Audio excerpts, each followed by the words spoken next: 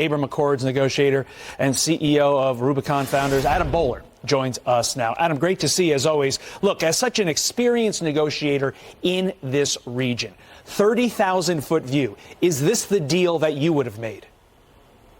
I think this is a really tough one, Todd, but I would have taken it. The reality is if you can get these people back, you take it. It's going to be really painful for Israel, though. You're going to see Hamas regroup. They're not allowed to use drones for surveillance. And my biggest concern here is you're going to have world media pushing to extend and extend and extend.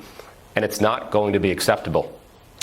Joe Biden said he is hopeful that Americans are in the next tranche of hostages released. But I think anybody looking at this, even from a perspective, a commoner's perspective like mine, not even necessarily an experienced negotiator like you, realizes that Hamas is going to hold on to these Americans until the very last moment to extract everything that they can. Am I right? Of course they will. They're going to use that as leverage because they're a terrorist organization. And I heard, the president talking about hopefulness. Those aren't the words that I would use. Hopefulness is not acceptable. And by the way, 3 Americans is not acceptable. There are 13. We need all 13. So I would expect we should be a lot stronger in our negotiations, that this is a no compromise on getting our 13 people back. And so I think in this region, look, we tried it with Iran. We tried appeasement with Iran. That's why we're here today. We tried appeasement in the area. There's no appeasement with Hamas. Hamas is a terrorist organization. There's no appeasement. If we extend the ceasefire and we keep extending and we keep extending and we stop, we are kicking a ball down a road. It's time to take care of that now. By all accounts, yesterday's release went well. At least it seems to the public that can view this from news reports and the like and reports on the ground. I had a guest on my show, Fox and Friends First, who said he was worried that Hamas would use this opportunity to do a really bad act to the hostages during the releasing process. Obviously, we didn't see that yesterday. Unfortunately, hopefully, we won't see that today. Do you share that concern from a negotiation perspective, or do you look at that and say that's a horrible take because Hamas wouldn't want to lose the PR battle that they currently have with regard to, hey, look, we're generous, we're releasing hostages? Where do you fall on that?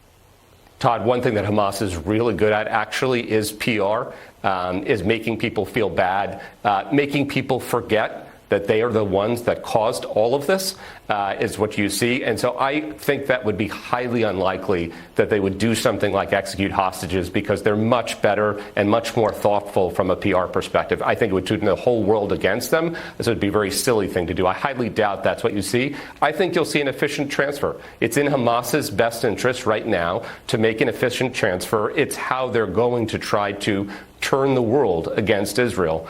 And so they're going to leverage that as much as they can. The thing that I'm struggling right now with, Adam, as a father, is the images. The latest image we just saw from Alex Hogan's piece, the father grasping his 2 young girls that had just been freed. And I'm a dad of 2 girls, so I see that, and I think this is a beautiful moment.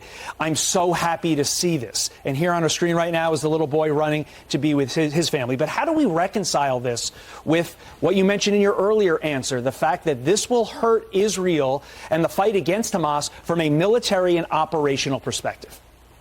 The thing that we need to do is stand steadfast with Israel here. And so when this is done, when these people are home, because I agree with you, Todd, that's why I said in the beginning that I support the deal. It's really hard to have families and children, like they still are, in tunnels in the ground.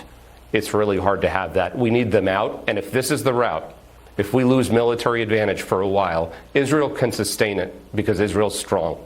And what we need to do is support Israel when they resume, because everyone is going to say not to resume hostilities, but they need to do that when they need to do that. So what we need to do is be happy that these kids are home, that these elderly people are home, but not forget who did this to them and make sure that they're eradicated. Adam, you are a clear and level-headed voice on this subject. It's no wonder that the Abraham Accords worked out as well as they did with you on the case. Adam Boehler, thank you, sir, for your time. Thank you, Todd.